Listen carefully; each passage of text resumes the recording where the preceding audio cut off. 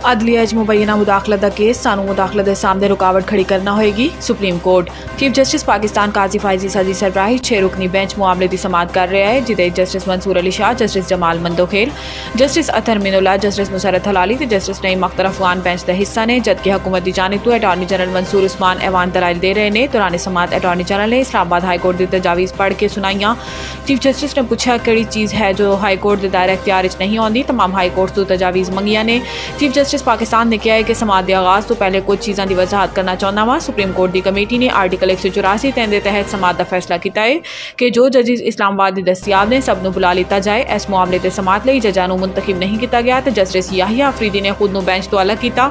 Justice Yahya Afridi ने ऐसे अपना हुक्मनामा भी जारी किया। हर जज का नुक्ता नज़र अहम है। इधर निकाह केस खाबर मोनिका ते बानी PTI के वकील सलमान अकरम तलक कलामी। डिस्ट्रिक्ट ते सैशन कोर्ट इस्लामाबाद के जज शाहरुख हरजमीन ने इद्दत निकाह केस इस सज़ा के खिलाफ बानी PTI इमरान खान ते बुशरा बीबी की अपीलों से समाअत की।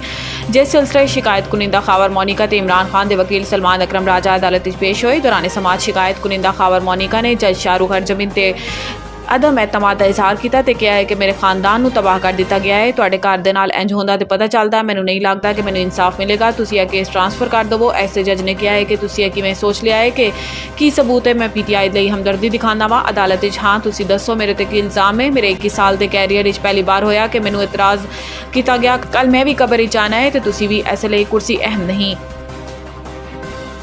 असी कित्थे भी नहीं गए। PTI वापसी के सवाल ते फवाद चौधरी का जवाब।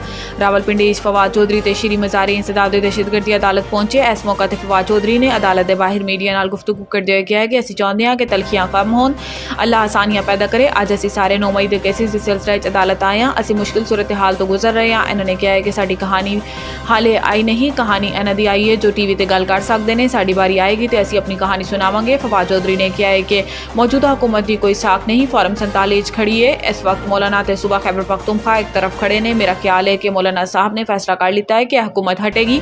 PTI ते मौलाना इकट्ठे हो गए तो हुकूमत 3 to 4 माह तो ज़्यादा नहीं चलेगी। इन्होंने मजीद किया है कि PTI ने सब तो गल करनी चाहिए, मौलाना साहब तो भी करनी चाहिए।